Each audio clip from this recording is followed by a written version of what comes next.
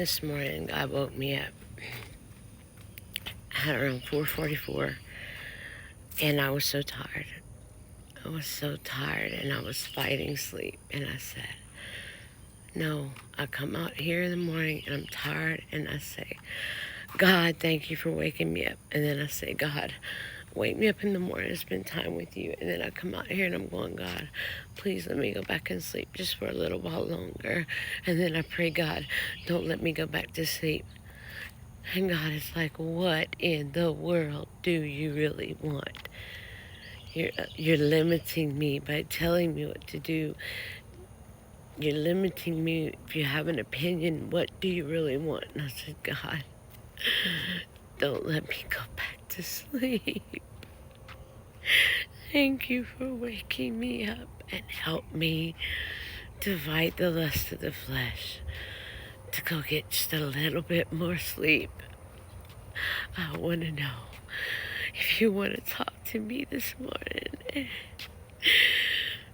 And he woke me up, and I began to read, and I started in Job 12, or Job 11, I think, Job 12, and Job 13.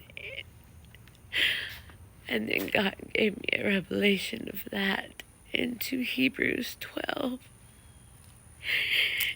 And I might sound all over the place, but I'm going to try to share the revelation, but I want to show you my notes.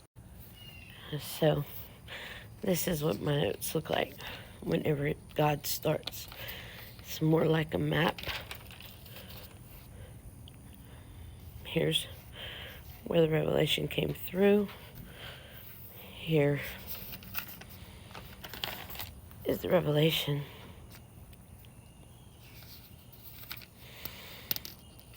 And so I'll share that with you.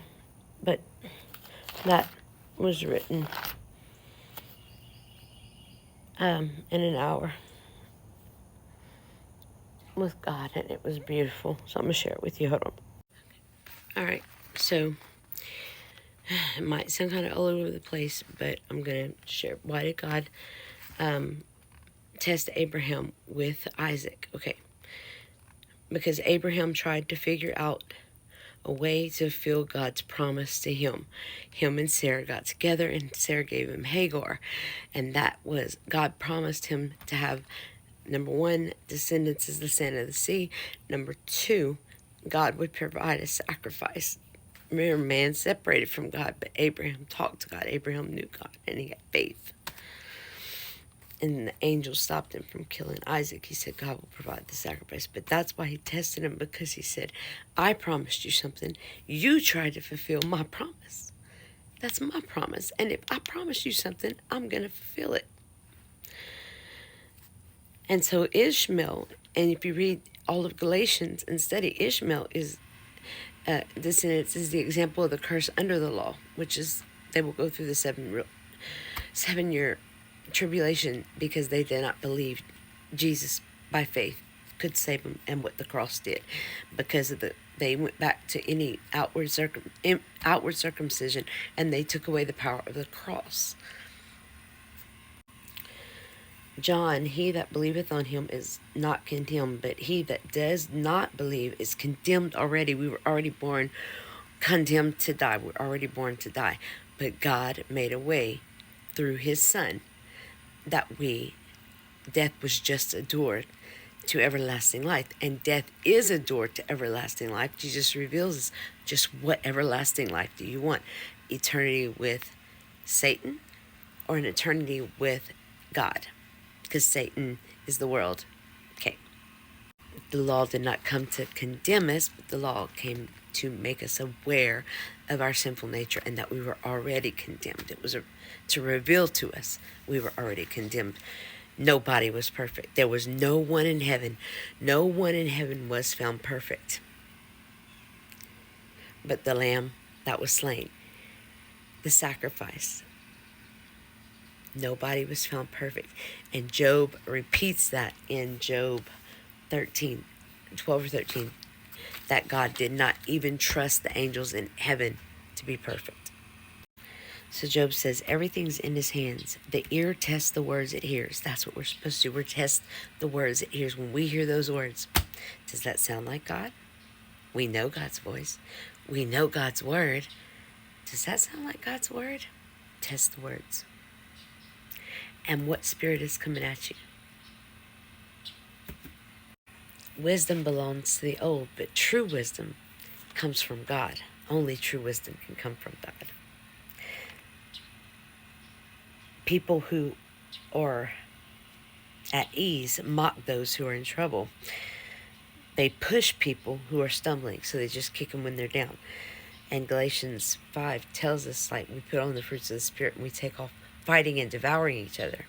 And I have another message about the flesh that God gave me, another revelation before this. I'll share in another video.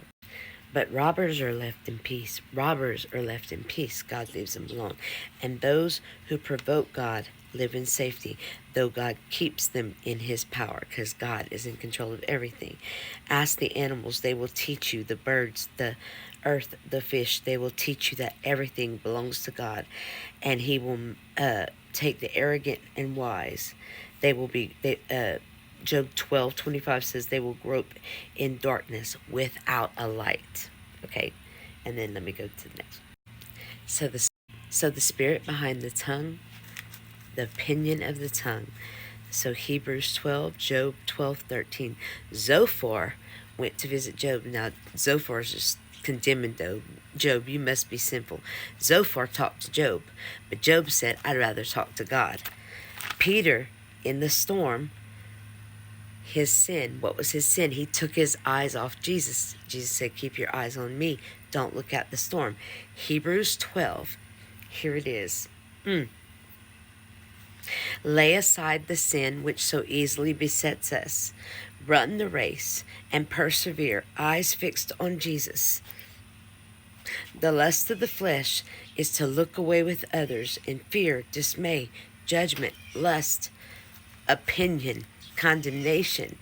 Who are you really looking at? I said, eyes on me. I said, fix your eyes on me and persevere and run this race. I said, don't look away. My spirit guides and guards your eyes, ears, tongue, hands, feet. Hebrews 12. This race, a narrow gate, a narrow way. When you look at someone else, the world, you war constantly, remember, against the spirit and the flesh. You want to look away so bad. It's the lust of your eyes. You run off with the one you look away because here y'all go in a fight, devour, and you got off the path because you took your eyes off Jesus, and now you're trying to control the storm. God said you can't control the storm. I control everything. All I said was keep your eyes on me, and I'm going to lead you through the water. I'm going to lead you through the fire. And be careful who you run off with. Spirit, we wrestle not against flesh and blood, but spirits. The accuser of the brethren. Are you running with the accuser of the brethren? Is that what you're talking about in your head? Are you running this race with his voice, his call? Do you know his voice? Can you hear his call? Can you feel it? He's been calling. Since October 2022, every day he has supernaturally called me. You cannot serve man and God. Get the judgment log out of your eye. Don't run off with the accuser of the brethren. Who are you really looking at? Philippians 4 says, take your thoughts captive. If you're looking at me, if you're listening to me, you don't have any other thoughts. But are you dividing my time with your thoughts of this world? Didn't I tell you in Colossians 3? Take your mind off of things of this world and focus on the things that are not of this world. It's time to look at what we can take with us. The cross, Jesus. When we look this way, we're judging others. And Jesus did not judge one. He saved us. I hope that encouraged you.